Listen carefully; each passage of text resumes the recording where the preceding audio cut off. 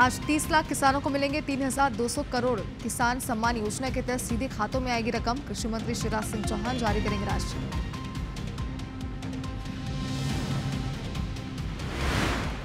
सारंगढ़ बिलाईगढ़ के दौरे पर रहेंगे सीएम विष्णु देसाई। विकास कार्यों की देंगे सौगात। तिरंगा यात्रा की करेंगे आगाज।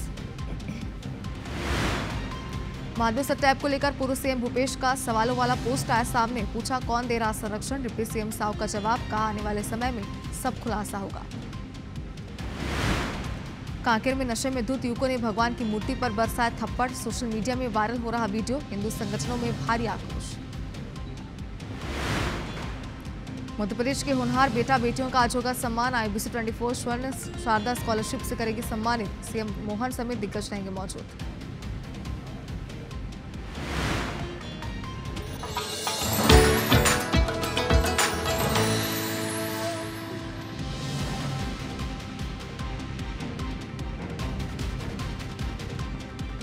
नमस्कार, आप देख रहे हैं IBC 24 और मैं हूं आपके साथ शुभांगी ठाकुर। इस बुलेटिन में हम आपको देंगे छत्तीसगढ़ की अब तक की सभी खबरों का पूरा अपडेट।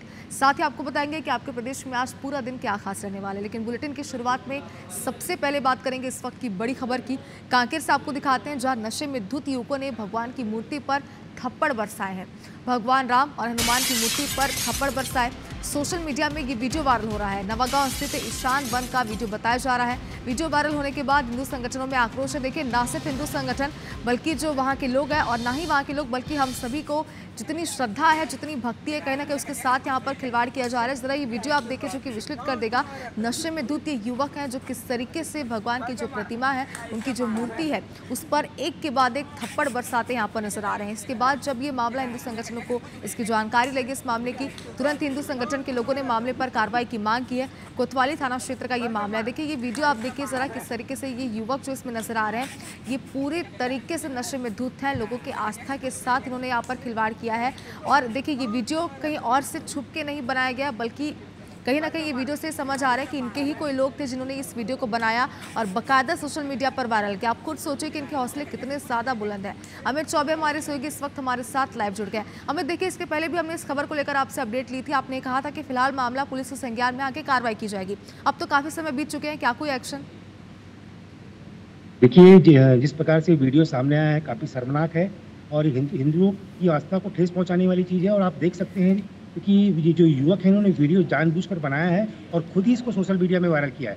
वायरल होने के बाद जो है वो हिंदू संगठन और समाज के लोग और बाकी लोग जो है सब में आक्रोश है। और पुलिस विभाग भी इस मामले को संज्ञान में लेकर पहले ये जानने का प्रयास कर रहा है कि ये वीडियो कब का है और उन्होंने कब बनाया है। क्योंकि युवक की पहचान की जा रही है पहले, उसके बाद ही पूरी चीज़ें क्लियर हो पाएंगी। हिंदू संगठन जो है आज इसको लेकर प्रदर्शन करने की भी तैयारी में लगा हुआ है। और जिस प्रकार से वीडियो सामने आया है इसको लेकर काफ़ी चिंता का विषय है, क्योंकि ये फॉरेस्ट की जगह है और ये राम वाटिका बनाई गई है। लोग यहाँ पर दर्शन करने के लिए आते हैं। ऐसी स्थिति में यहाँ पर सुरक्षा कर्मी भी रहते हैं, उसके बावजूद अगर इस प्रकार की हरकत हुई है तो एक बहुत शर्मनाक हरकत है। इसको लेकर यहाँ पर काफ़ी आक्रोश है। जी अमित, लेकिन देखिए, आक्रोश तो जाहिर सी बात है लोगों में होगा ही, क्योंकि इस वीडियो को देखने के बाद कहीं ना कहीं सभी में आक्रोश है। लेकिन इस पूरे मामले पर क्या पुलिस ने अब तक संज्ञान लिया, और अगर लिया है तो जांच कहाँ तक पहुंची? क्योंकि ये बहुत जरूरी है कि इन पर कार्रवाई की जाए। और जाहिर सी बात है हिंदू संगठनों की चेतावनी भी है कि आगे अगर वो आंदोलन भी कर देंगे अगर इस मामले पर कार्रवाई नहीं होती है।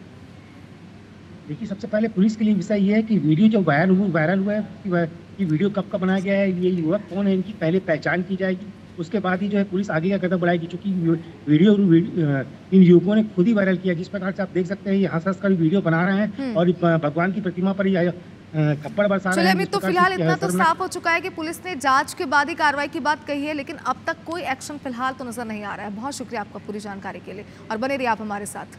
अगली खबर भी कांकेर से ही है, जहां बदमाशों के हौसले कितने बुलंद है अब आपको ये दिखाते हैं। यहाँ चाकू के साथ युवक का वीडियो वायरल हो रहा है। चाकू दिखाकर लोगों को युवक धमकी दे रहा है। कांकेर के मरीन ड्राइव का ये वायरल वीडियो बताया जा रहा है। तो देखिए, कांकेर से लगातार ये दूसरी खबर जहां बदमाशों के हौसले कितने ज्यादा बुलंद हो चले हैं। आप इस वीडियो में देखिए, चाकू के साथ युवक का एक वीडियो वायरल हो रहा है जिसमें आप देख पा रहे हैं कि चाकू दिखाकर लोगों को युवक धमकी दे रहा है। कांकेर के मरीन ड्राइव का ये वायरल वीडियो बताया जा रहा है। इसके पहले आपको हमने कांकेर से खबर दिखाई जहां पर आपने देखा किस तरीके से नशे में धुत जो युवक है, जो बदमाश है, वो भगवान की मूर्ति पर थप्पड़ जोड़ते नजर आ रहे थे। और इसके बाद अभी दूसरा मामला। अमित हमारे सहयोगी हमारे साथ लगातार जुड़े हुए हैं। अमित, देखिए, दूसरा मामला और इससे भी हम ये समझ पा रहे हैं कि बदमाशों के हौसले कितने बुलंद है। इस मामले पर क्या कोई कार्रवाई?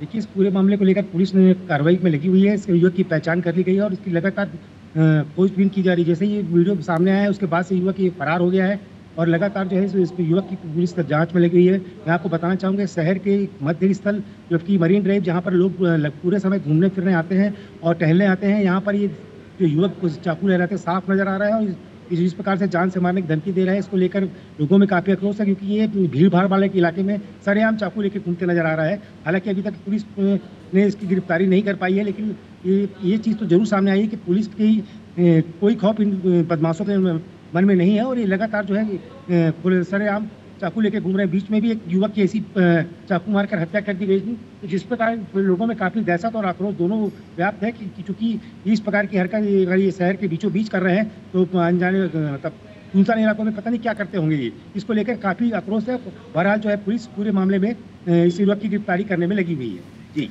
बिल्कुल अमित, देखिए अब बड़ा सवाल तो ये भी है यहाँ पर क्या कार्रवाइयाँ इन पर नहीं की जा रही, जिसके हौसले इन बदमाशों के हौसले जो इतने बुलंद होते जा रहे हैं। फिलहाल देखने वाली बात होगी कि इस युवक की गिरफ्तारी कब तक होती है। बहुत शुक्रिया पूरी जानकारी के लिए। खबर दुर्ग से है, जहाँ नशीली दवाई का ऑनलाइन सप्लायर गिरफ्तार हुआ है। मुंबई स्थित कंपनी से दवाई की सप्लाई करता था। 2 आरोपियों ने दवाई सप्लाई की थी। पहले पकड़े गए आरोपी से पूछताछ में ये खुलासा हुआ। अंजोरा पुलिस चौकी की ये कार्रवाई बताई जा रही है। तो देखिए पूछताछ में कई बातें सामने आई है।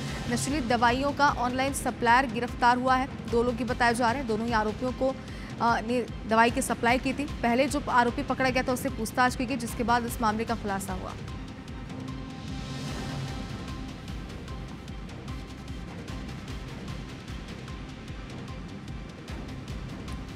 और सूरजपुर जिले के भटगांव सामुदायिक स्वास्थ्य केंद्र में लापरवाही की सारी हदें पार हो गई, क्योंकि यहां एक गर्भवती महिला ने बिना कोई डॉक्टर के देखरेख के अस्पताल के ही फर्श में बच्चे को जन्म दिया।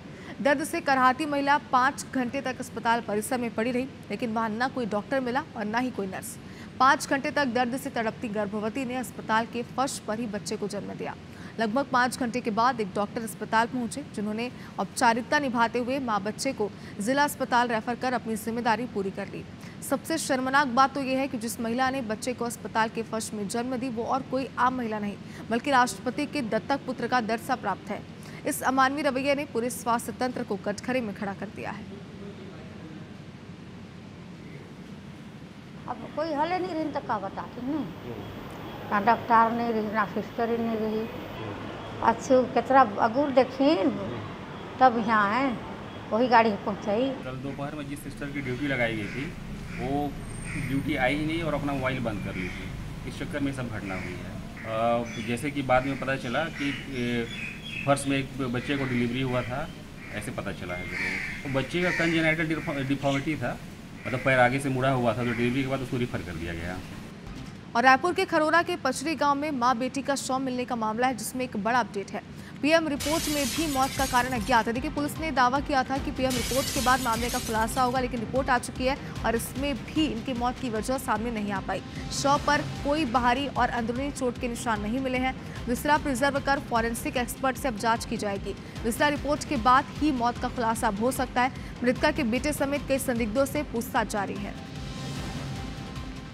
तो देखिए इस पूरे मामले पर पीएम रिपोर्ट सामने आ चुकी, लेकिन अब तक मौत की वजह स्पष्ट नहीं हो पाई है। लेकिन आगे अब देखने वाली बात होगी कि जिस तरीके से जांच की जाती है क्या उसमें कोई बातें सामने आती है या कोई खुलासे होते हैं। और अब राजधानी रायपुर से खबर है, जहां एयर इंडिया की फ्लाइट में गड़बड़ी का मामला सामने आया। यहां पर गेट नहीं खुलने से फ्लाइट में यात्री फंस गए थे। फ्लाइट का दरवाजा खोलकर यात्रियों को सुरक्षित निकाला गया। करीब 1 घंटे की कड़ी मशक्कत लगी, जिसके बाद गेट को खोला गया है। इंजीनियर्स ने फ्लाइट अटेंड कर गेट को खोला। फ्लाइट में करंट सप्लाई फेल होने के कारण गेट नहीं खुल रहा था। यात्रियों और परिजनों में अफरा तफरी मच गई। जाहिर सी बात है, कहीं ना कहीं उनमें डर आ गया था कि अगर ये गेट नहीं खुला तो क्या होगा। दिल्ली से रायपुर पहुंची आई 2797 फ्लाइट में ये तकनीकी खराबी आई थी। एक्चुअली वहाँ से भी लेट टेक ऑफ हुई थी, बट यहाँ पे आने के बाद भी वो हमको 45 टू 1 आवर उन्होंने हॉल्ट दिखा था। कुछ टेक्निकल इशू था, गेट शायद ओपन नहीं हो जाएगा, पता नहीं। कितनी देर फंसे रहे आप? 45 मिनट टू 1 आवर। टेक्निकल कारण से गेट नहीं खुल रहा था। 45 मिनट का करीब गेट नहीं खुला। तो आप लोगों ने वहाँ पे उनको बोला कि क्या वो लोग? हाँ वो लोग को बोला, लेकिन वो लोग बोले कि टेक्निकल कारण है, हम कुछ कर नहीं सकते हैं, थोड़ा वेट कीजिए। और छत्तीसगढ़ की राज्य सरकार ने सड़क पर आवारा घूम रहे मवेशियों की सुरक्षा की दिशा में एक बड़ा फैसला लिया है और अब बीजेपी सरकार गोधाम योजना की शुरुआत करने जा रही है, जिसके तहत चरवाहे और केयरटेकर की प्रतिमाह 11,000 रुपये से ज्यादा का मानदेय दिया जाएगा। इस योजना में क्या है खास और क्या इस योजना से सड़क पर घूम रहे आवारा पशुओं की सुरक्षा हो पाएगी, इस रिपोर्ट में देखिए।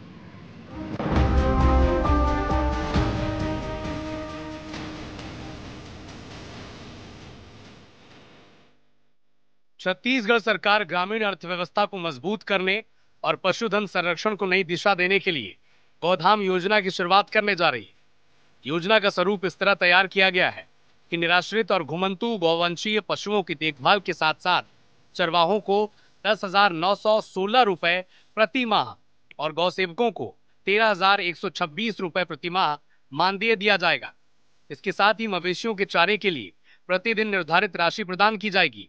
उत्कृष्ट गौधाम को वहां रखने वाले प्रत्येक पशु के लिए पहले वर्ष 10 रुपए, दूसरे वर्ष 20 रुपए और तीसरे साल 30 रुपए प्रतिदिन और चौथे वर्ष 35 रुपए प्रतिदिन के हिसाब से राशि दी जाएगी। गौधाम योजना के ड्राफ्ट को वित्त एवं पशुधन विकास विभाग से मंजूरी भी मिल चुकी है। प्रत्येक गौधाम में क्षमता के मुताबिक अधिकतम 200 गौवंशीय पशु रखे जा सकेंगे। कि एक तरफ जहां हमारी गौ माताएं सुरक्षित रहे, वहीं दुर्घटनाओं में कमी आए, उन सब को ध्यान में रखते हुए सरकार ने एक गौधाम की योजना वृहद रूप से बनाई है। कांग्रेस को इस बातों पर कुछ कहने का अधिकार ही नहीं है कि उनके समय में कैसे जानवरों की लगातार मौत हुई है, जानवरों की तस्करी हुई है। छत्तीसगढ़ में सड़कों पर गाय के कुचले जाने से अब तक सैकड़ों मवेशी और आम लोगों की मौत हो चुकी है। पिछले दिनों बिलासपुर हाईकोर्ट ने भी संज्ञान लिया था, लेकिन अब राज्य सरकार शुरुआत में गौधाम योजना को राष्ट्रीय राजमार्ग से लगे गांव में स्थापित करेगी। वहीं इससे पहले छत्तीसगढ़ में कांग्रेस की सरकार ने गोधन न्याय योजना लॉन्च की थी, जिसके तहत गौठानों को विकसित किया गया और 2 रुपए प्रति किलो में गोबर की खरीदी हुई थी। लेकिन बीजेपी ने तब इस योजना में भ्रष्टाचार का आरोप लगाया था और अब कांग्रेस कह रही है कि बीजेपी कांग्रेस शासनकाल की योजना को नाम बदलकर चलाने जा रही है। हम 10,000 गौठान शुरू किए थे, ये कितने गौठान शुरू कर रहे हैं? गोधाम कितना शुरू करेंगे? ये तो बताए 20 महीने बीत गए, लेकिन अभी तक के मवेशी खुले में है, फसल बर्बाद हो रहा है, दुर्घटनाएं हो रही है, जान माल का नुकसान हो रहा है। गौधाम को जो है सजाया जाना है, वहाँ पर सुविधाएं दी जानी है, तो उसमें सबसे पहला यही है कि शेड बनाया जाना है, पानी के पीने की व्यवस्था की जानी है, बिजली की व्यवस्था की जानी है, लाइट की व्यवस्था की जानी है। तो कुल मिलाकर सरकार का कॉन्सेप्ट तो बड़ा अच्छा है, लेकिन देखना होगा कि आने वाले समय में किस तरीके से ये पूरी गतिविधि गौधाम योजना के तहत संचालित होगी। कैमरामैन रेणु प्रसाद के साथ सौरभ सिंह परियार, IBC24 रायपुर।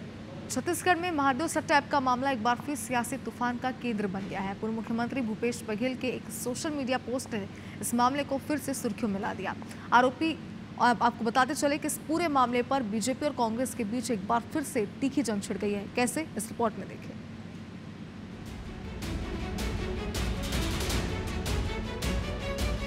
छत्तीसगढ़ में बहुचर्चित महादेव सट्टा ऐप का जिन एक बार फिर अपने चिराग से बाहर आ निकला है और इस बार चिराग घिसने का काम किया खुद पूर्व सीएम भूपेश बघेल। बघेल ने सोशल मीडिया पर एक पोस्ट कर केंद्र सरकार और केंद्रीय जांच एजेंसियों पर तीखा हमला बोला।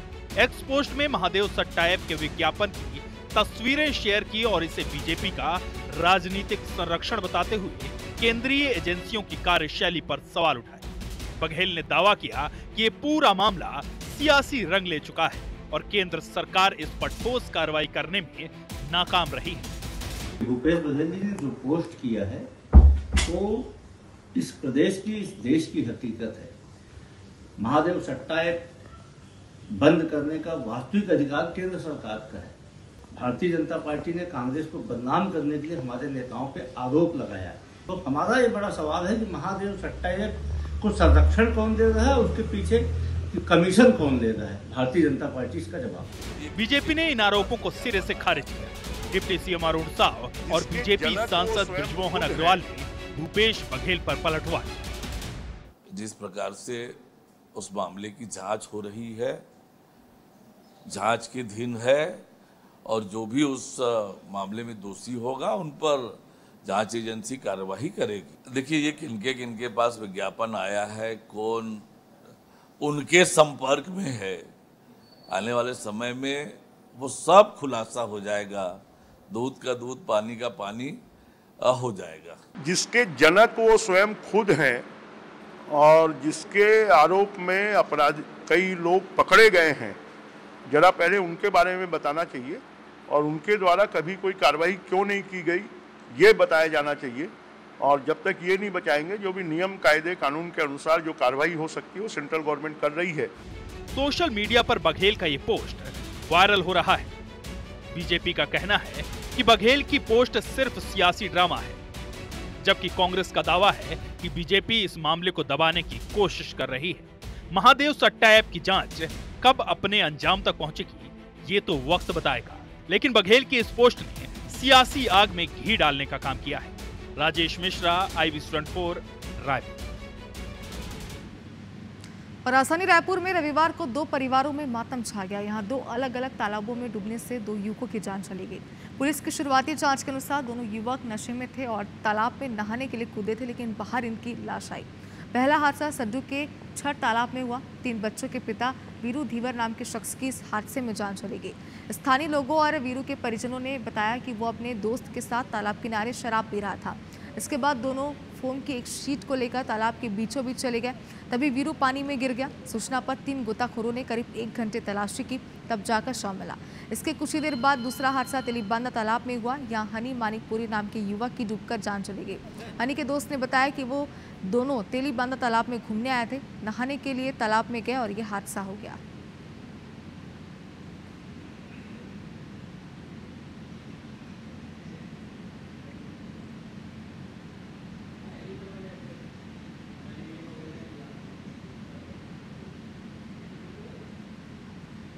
घर में थे, हम लोग को पता नहीं था। कॉल वॉल किए भैया कि आ जाओ तालाब में, आपका बड़ा भाई जो भी है, बुआ का लड़का, मामा का है ना, आप आ जाओ, देखो कि गिर गए हैं तालाब में, डूब गए हैं, ऐसे बोले। तो हम आए हैं भैया, सूचना दिए पुलिस वाले लोग को। 2 वो है, एम्बुलेंस है, साथ में SDR जो टीम है उसको भी हम लोग फोन लगा के बुलाया। सुबह को पौन घंटा, आधा पौन घंटा लगा है। वो नीचे में मतलब वो नीचे की बहुत कीचड़ था, उसमें वो फंस गए थे। और भिलाई में एक बार फिर रिश्तों का कत्ल हुआ है। यहाँ पर डबरापारा रेलवे पटरी के पीछे बनी बस्ती में 3 भाइयों के बीच की लड़ाई में मंझले भाई की मौत के बाद ये मामला शांत हुआ। आपसी विवाद के चलते छोटे भाई ने अपने मंझले भाई की टंगिया मारकर हत्या कर दी। वारदात के बाद आरोपी छोटे भाई शरद ठाकुर को गिरफ्तार किया गया। मोहल्ले के लोगों का ये कहना है कि तीनों भाई के माता पिता नहीं हैं। कुछ समय पहले आरोपी छोटे भाई की एक्सीडेंट हुई थी, तब से उनका दिमागी हालत कुछ ठीक नहीं था। लोगों ने ये भी बताया कि वह कुछ काम नहीं करता था और अक्सर अपने भाइयों से खर्च के लिए पैसे मांगता था। इस बीच शनिवार की रात दोनों भाइयों के बीच जमकर विवाद हुआ, जिसमें मंझले भाई की मौत हो गई। मैं सोए रहा हूँ भैया, अमन कहाँ झगड़ा करके आए, कैसे करी से मुझे कुछ पता नहीं। मैं 2:30 बजे रात का ना हूँ ना, यहाँ सो रही हूँ यहाँ। तो काका थे बोल देखे ना, तब 2 बजे रात का काका घर जाओ, सुबह ना उठे ना 5 बजे सबसे पहले मितानी घर गए हूँ, एम्बुलेंस बुला दे कही के, तो नहीं मारे पीटे है। तब पहले पुलिस में जाके से तब मैं भेलाई थाना चल रहे, कोई नहीं आ रही से, तो वहाँ बैठे रहे हूँ 8 के बजट ले, तहन एम्बुलेंस धर के ना मैं आ हूँ। भिलाई 3 थाना अंतर्गत डबरापारा में आपसी पारिवारिक विवाद के कारण छोटा भाई जिसका नाम शरद कुमार ठाकुर है, उसने अपने बड़े भाई दामन सिंह ठाकुर की टंगिया मार करके हत्या कर दी है। प्रकरण में हत्या के अपराध कायम किया जाकर के आरोपी को तत्काल रक्षा में लिया गया है और उसमें विधिवत कार्यवाही की जाएगी। और इसी के साथ इस बुलेटिन में फिलहाल इतना ही, लेकिन खबरों का सिलसिला आगे भी जारी रहेगा। बने रहे IBC 24 के साथ। नमस्कार।